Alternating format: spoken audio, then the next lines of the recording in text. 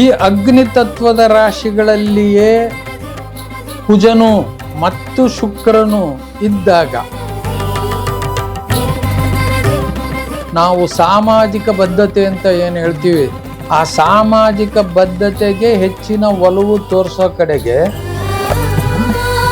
ಶುಕ್ರನ ಈ ಗುಣಗಳು ಅತಿ ಉತ್ಕಟವಾಗಿ ಕಾಣಿಸ್ತವೆ. ಈ ಸೈನಲ್ಲಿ ಒಂದು ಎರಡು ಸರ್ತಿ ಆ ಪ್ರೇಮಿಗಳು ಭೇಟಿಯಾದ ನಂತರ ಏನಾಗ್ತವೆ, ನಾವು ಇನ್ನೊಬ್ಬರಿಂದ ಕೆಟ್ಟ ವಚನಗಳನ್ನ ಕೇಳುವ ಒಂದು ಸ್ಥಿತಿ ನಮಗೆ ಬರಬಾರದು. ಲವ್ ರಿಲೇಷನ್ ಅಲ್ಲಿ 4-5 ವರ್ಷ ಇರೋಣ, ಅದಕ್ಕೆಲ್ಲ ಒಪ್ಪಲ್ಲ. ಕುಜ ಶುಕ್ರರು ಇಬ್ಬರೂ ಒಂದೇ ಕುಂಡಲಿ ಒಂದೇ ರಾಶಿಯಲ್ಲಿ ಇದ್ದರೆ ಕುಜ ಶುಕ್ರ ಯುತಿ ಅಂತ ಕರೀತಾರೆ. ಇದಕ್ಕೆ ಒಂದು ಸಣ್ಣ ದೋಷ ಇದೆ. ಕುಜಗ್ರಹಕ್ಕೆ ಶುಕ್ರ ಗ್ರಹಕ್ಕೆ ಶಾಂತಿ ಮಾಡಿಸ್ತಾರೆ. ಇದೇನು ಹೇಳುತ್ತೆ, ಕುಜ ಶುಕ್ರರು ಇಬ್ಬರೂ ಒಂದೇ ರಾಶಿಯಲ್ಲಿ ಸೇರ್ಕೊಂಡ್ರೆ ಮೇಷದಲ್ಲಾಗಬಹುದು, ಸಿಂಹದಲ್ಲಾಗಬಹುದು, ಧನುಸ್ಸಿನಲ್ಲಾಗಬಹುದಪ್ಪ. ಈ 3 ಟ್ರಯಾಂಗಲ್ ಸೈನ್ಸ್ ಅಂತ ನಾವೇನು ಕರಿತೀವಿ. ನಿಮ್ಮ ಜೀವನದಲ್ಲಿ ಒಂದು ಬಾರಿ ನಿಮ್ಮ ಜೀವನದಲ್ಲಿ ಏನೇನು ಯೋಗಗಳಿದೆ, ನಿಮ್ಮ ಜೀವನದಲ್ಲಿ ಏನೇನು ದೋಷಗಳು, ದಶಾಕಾಲದಲ್ಲಿ ಏನೇನು ತೊಂದರೆ ಬರ್ಬೋದು, ಇದನ್ನ ವಿಸ್ತಾರವಾಗಿ ನೀವು ತಿಳ್ಕೊಳ್ಳೋದಕ್ಕೋಸ್ಕರ ಜಾತಕದಲ್ಲಿ ಪರಿಶೀಲನೆ ಪರಾಮರ್ಶೆಗೆ ನೀವು ಯಾವುದಾದ್ರೂ ಜ್ಯೋತಿಷಿ ಹತ್ರ ಒಳಪಡಿಸಿ ತಿಳ್ಕೊಳ್ಳೋದು ಒಳ್ಳೆಯದು. ನಮಸ್ಕಾರ ವೀಕ್ಷಕರೇ, ಎಲ್ಲರಿಗೂ ಬಿ ಹ್ಯಾಪಿ ಗೋಲ್ಡ್ ಮತ್ತು ಶ್ರೀ ಶುಭಶ್ರೀ ಜ್ಯೋತಿಷ್ಯಾಲಯಕ್ಕೆ ನಿಮ್ಮೆಲ್ಲರಿಗೂ ಸಹೃದಯದ ಒಂದು ಸ್ವಾಗತ ಕೋರ್ತಾ ಇವತ್ತಿನ ಈ ಜ್ಯೋತಿಷ್ಯದ ಕಾರ್ಯಕ್ರಮನ ನಾನು ಆರಂಭ ಮಾಡ್ತಾ ಇದ್ದೇನೆ. ಈ ದಿನದ ಜ್ಯೋತಿಷ್ಯ ಕಾರ್ಯಕ್ರಮದಲ್ಲಿ ತಾವು ಕೇಳೋದು ಮುಖ್ಯವಾಗಿ ಶುಕ್ರ ಮತ್ತು ಕುಜ ಅನ್ನುವ 2 ಗ್ರಹಗಳ ಒಂದು ಸ್ಥಿತಿ ಕುಂಡಲಿಯಲ್ಲಿ ಎಲ್ಲೆಲ್ಲಿರುತ್ತೆ, ಇದರಿಂದ ನಿಮ್ಮ ಲವ್ ಲೈಫ್ ಅಥವಾ ನಿಮ್ಮ ಪ್ರೇಮ ಪ್ರಕರಣ ಅಥವಾ ನಿಮ್ಮ ವೈವಾಹಿಕ ಜೀವನ ಹೇಗೆ ಎಫೆಕ್ಟ್ ಆಗುತ್ತೆ ಅನ್ನುವ ಒಂದು ವಿಷಯದ ಬಗ್ಗೆ ಸಾಮಾನ್ಯ ವಿವರಣೆಯನ್ನು ನಾನು ಕೊಡ್ತೀನಿ. ಈಗ ನೋಡಿ, ನಾವು ನಮ್ಮ 12 ಸೈನ್ಸ್ ಅಥವಾ 12 ರಾಶಿಗಳೇನಿದ್ದಾವೆ ಇದನ್ನು ಮೊದಲನೇದಾಗಿ ಮೇಷ, ಸಿಂಹ, ಧನುಸ್ಸು ಈ 3 ರಾಶಿಗಳನ್ನು ನಾವು ಫೈರಿ ಸೈನ್ಸ್ ಅಥವಾ ಅಗ್ನಿತತ್ವದ ರಾಶಿಗಳು ಅಂತ ಕರಿತೀವಿ. ಈ ಅಗ್ನಿತತ್ವದ ರಾಶಿಗಳಲ್ಲಿಯೇ ಕುಜನು ಮತ್ತು ಶುಕ್ರನು ಇದ್ದಾಗ, ಇದೇ 3 ರಾಶಿಯಲ್ಲಿರ್ಬೇಕು, ಅವರು ಬೇರೆ ರಾಶಿಯಲ್ಲಿ ಕೂಡುದು, ಆಗ ಲವ್ ಲೈಫ್ ಹೇಗಿರುತ್ತೆ ಅನ್ನೋದ್ರ ಬಗ್ಗೆ ಒಂದು ವಿವರಣೆ ಹೇಳ್ತೀನಿ. ನೋಡಿ, ಫೈರಿ ಸೈನ್ನಲ್ಲಿ ಶುಕ್ರನು ಬಂದುಬಿಟ್ರೆ ಆ ವ್ಯಕ್ತಿ, ಆ ಹೆಣ್ಣಾಗಿರ್ಬೋದು ಅಥವಾ ಗಂಡಾಗಿರ್ಬೋದು, ತಾನು ತನ್ನ ಪ್ರೇಮಿಯನ್ನು ಅತಿ ಉತ್ಕಟವಾಗಿ ಪ್ರೀತಿಸ್ತಾನೆ ಮತ್ತು ಹುಡುಕಬೇಕಾದ್ರೆ ಅತಿ ಉತ್ಕಟತೆಯಿಂದ ಅವಳನ್ನು ಹುಡುಕ್ತಾನೆ. ಇದು ಶುಕ್ರನ ಒಂದು ಸಾಮಾನ್ಯ ಲಕ್ಷಣ.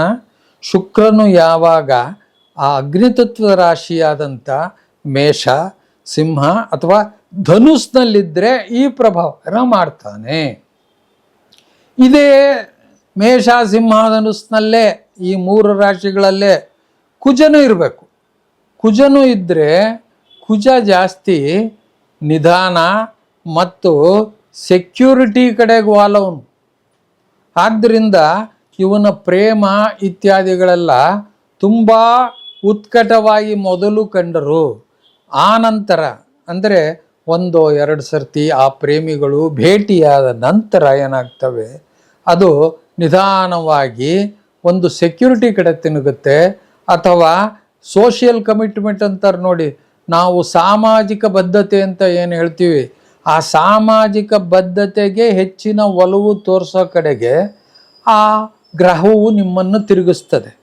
ಉದಾಹರಣೆಗೆ, ನೀವು ಒಂದು ಪ್ರೇಮಿಯನ್ನು ಭೇಟಿ ಆಗ್ತೀರಾ, ಪ್ರೇಮಿಯ ಅತಿ ಇಷ್ಟಗಳಿಗೆ ನೀವು ಸ್ಪಂದಿಸ್ತೀರಾ.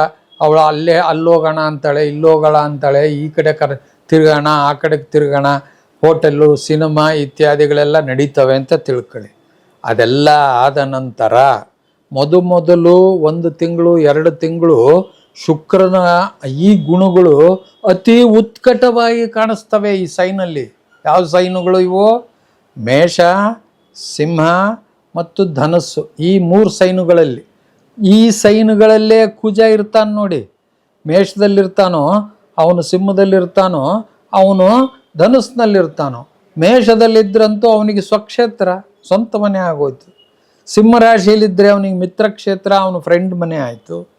ಧನುಸ್ ರಾಶಿಯಲ್ಲಿದ್ದರೆ ಗುರುವಿನ ಮನೆ, ಅವನಿಗೆ ಫ್ರೆಂಡ್ ಮನೆ ಆಯಿತು. ಈ 3 ರಾಶಿಗಳಲ್ಲಿ ಆ ಫೋರ್ಸ್ ಅಥವಾ ಲೈಫ್ ಫೋರ್ಸನ್ನು ಕೊಡ್ತಕ್ಕಂಥ ಗ್ರಹ ಏನು ಮಾಡ್ತಾನೆ, ಮೊದಲು ನಿಮ್ಮ ಶುಕ್ರನ ಜೊತೆಗೆ ತಾಳಕ್ಕೆ ಸರಿಯಾಗಿ ಕುಣಿತಾನೆ ಮೊದಲು. ಆ ನಂತರ ಅವನೇನು ಮಾಡ್ತಾನೆ, ಜೀವನ ಅಂದ್ರೇನು, ಜೀವನಕ್ಕೊಂದು ಸ್ಟೆಬಿಲಿಟಿ ಬೇಕು.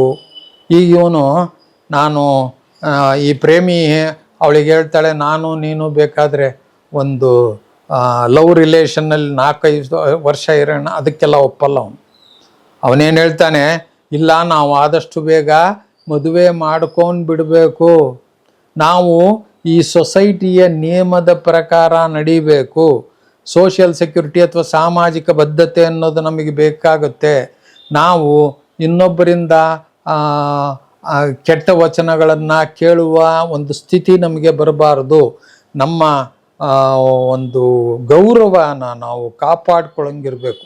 ಆ ಕಾರಣದಿಂದ ನಾನು ನೀನು ಆದಷ್ಟು ಬೇಗ ಮದುವೆ ಆಗಬೇಕು, ಅದು ಮನೆಯವರನ್ನು ಒಪ್ಪಿಸಿ ಆಗಬೇಕು, ಮನೆಯವರಿಗೆ ವಿರೋಧ ಬಂದ ಆಗಬೇಕು ಅಂತ ಇಲ್ಲ. ಅಕಸ್ಮಾತ್ ಕುಜನು ಶುಕ್ರನ ಜೊತೆಗೇ ಸೇರಿದ್ದರೆ ನೋಡಿ, ಈ ಫಲ ಬೇರೆ.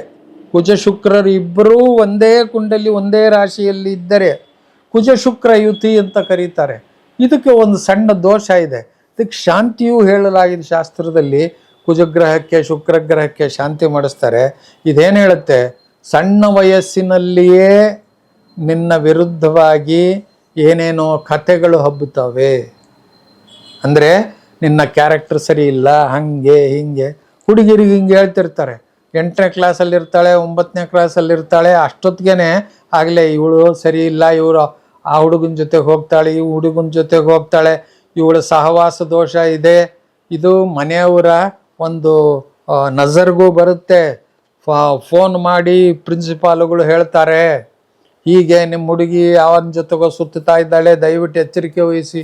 ಇವೆಲ್ಲ ಬರೋದು ಕುಜ ಶುಕ್ರ ಯುತಿಯಿಂದ. ನೋಡಿ, ಕುಜ ಶುಕ್ರರು ಇಬ್ಬರೂ ಒಂದೇ ರಾಶಿಯಲ್ಲಿ ಸೇರ್ಕೊಂಡ್ರೆ, ಮೇಷದಲ್ಲಾಗಬಹುದು, ಸಿಂಹದಲ್ಲಾಗಬಹುದು, ಧನುಸ್ಸಿನಲ್ಲಾಗಬಹುದಪ್ಪ. ಈ 3 ಟ್ರಯಾಂಗಲ್ ಸೈನ್ಸ್ ಅಂತ ನಾವೇನು ಕರಿತೀವಿ, ಈ ತ್ರಿಕೋಣ ರಾಶಿಗಳಲ್ಲಿ, ಅಗ್ನಿತತ್ವದ ರಾಶಿಗಳಲ್ಲಿ ಕುಜನು ಶುಕ್ರನೊಂದಿಗೆ ಸೇರಿಕೊಂಡ್ರೆ ಅವನು ಇಂಥ ದುಷ್ಟಫಲನೂ ಕೊಟ್ಟಿರುವುದು ಉಂಟು. ಅದಕ್ಕೋಸ್ಕರ ನಾನು ಹೇಳೋದು, ಖಂಡಿತ ನಿಮ್ಮ ಜಾತಕದ ಪರಾಮರ್ಶೆ ನೀವು ಮಾಡಿಸ್ಬೇಕು ವೀಕ್ಷಕರೇ. ಕೊನೆಯ ಬಾರಿ ನಿಮ್ಮ ಜೀವನದಲ್ಲಿ, ಒಂದು ಬಾರಿ ನಿಮ್ಮ ಜೀವನದಲ್ಲಿ ಏನೇನು ಯೋಗಗಳಿದೆ, ನಿಮ್ಮ ಜೀವನದಲ್ಲಿ ಏನೇನು ದೋಷಗಳು, ದಶಾಕಾಲದಲ್ಲಿ ಏನೇನು ತೊಂದರೆ ಬರ್ಬೋದು, ಇದನ್ನು ವಿಸ್ತಾರವಾಗಿ ನೀವು ತಿಳ್ಕೊಳ್ಳೋದಕ್ಕೋಸ್ಕರ ಜಾತಕದಲ್ಲಿ ಪರಿಶೀಲನೆ, ಪರಾಮರ್ಶೆಗೆ ನೀವು ಯಾವುದಾದ್ರೂ ಜ್ಯೋತಿಷಿ ಹತ್ರ ಒಳಪಡಿಸಿ ತಿಳ್ಕೊಳ್ಳೋದು ಒಳ್ಳೆಯದು. ಇದರಿಂದ ನಿಮಗೆ ಮುಂದಾಗತಕ್ಕಂಥ ಘಟನೆಗಳಿಗೆ ಪರಿಹಾರಗಳು ಈಗಲೇ ಮಾಡುವುದಕ್ಕೆ ನಿಮಗೆ ಸಹಾಯ ಆಗುತ್ತೆ ಅಂತ ಹೇಳ್ತಾ, ನಾನು ಈ ಸಣ್ಣ ಒಂದು ಪ್ರಸ್ತಾವನೆನ ನಿಮ್ಮ ಮುಂದಿಟ್ಟಿದ್ದೇನೆ. ಹೇಗೆ ನಾನು ಈಗ ಕುಜ ಮತ್ತು ಶುಕ್ರರು ಮೇಷ, ಸಿಂಹ, ಧನುಸ್ಸು ಈ ತ್ರಿಕೋಣ ರಾಶಿಗಳಲ್ಲಿ ಫಲ ಕೊಡ್ತಾರೆ ಅನ್ನೋದನ್ನು ತುಂಬ ಸಂಕ್ಷಿಪ್ತವಾಗಿ ನಿಮಗೆ ತಿಳಿಸಿದ್ದೇನೆ. ನಿಮಗೆ ವಿಸ್ತಾರವಾಗಿ ಇದ್ರ ಬಗ್ಗೆ ತಿಳ್ಕೋಬೇಕು ಅಂತ ಇಷ್ಟ ಇದ್ದರೆ ನೀವು ನಮ್ಮ ಕಾರ್ಯಾಲಯನ ಬಂದು ನನ್ನ ಸಂಪರ್ಕ ಮಾಡಿದರೆ ವಿಸ್ತಾರವಾಗಿ ತಿಳಿಸ್ಬಹುದು. ಇನ್ನೊಂದು ವಿಷಯ, ಯಾರಾದರೂ ಜ್ಯೋತಿಷ್ಯ ನಾನು ಕಲಿಬೇಕು ಅಂತ ಇಷ್ಟ ಇರತಕ್ಕಂಥ ಅಭ್ಯರ್ಥಿಗಳು, ನೀವು ಬಂದು ಇಲ್ಲಿ ರಿಜಿಸ್ಟರ್ ಮಾಡಿಸ್ಬೋದು. ನಿಮಗೆ ಜ್ಯೋತಿಷ್ಯ ತರಗತಿಗಳನ್ನು ತಗೊಳ್ಳಲಾಗುತ್ತೆ, ನಿಮಗೆ ಸರ್ಟಿಫಿಕೇಟ್ ಕೊಡಿಸಲಾಗುತ್ತೆ. ನೀವು BA ಪರೀಕ್ಷೆ ಕಟ್ಬೋದು, MA ಕಟ್ಬೋದು, ಈವನ್ PhD ಕಟ್ಬೋದು. ಇದನ್ನೆಲ್ಲ ನಮ್ಮ ಜ್ಯೋತಿಷ್ಯಾಲಯದಿಂದ ಕಟ್ಟಿಸ್ತೀವಿ ಮತ್ತು ಪರೀಕ್ಷೆಗೆ ನಿಮಗೆ ಸರ್ಟಿಫಿಕೇಟು ಕೊಡಿಸ್ತಕ್ಕಂಥ ಅವಕಾಶ ನಮ್ಮಲ್ಲಿದೆ ಅಂತ ಹೇಳ್ತಾ, ನನ್ನ ಈ ಮಾತುಗಳನ್ನು ಮುಗಿಸ್ತಾ ಇದ್ದೇನೆ. ನಮಸ್ಕಾರ ವೀಕ್ಷಕರೇ, ಶುಭಂ ಭವತು.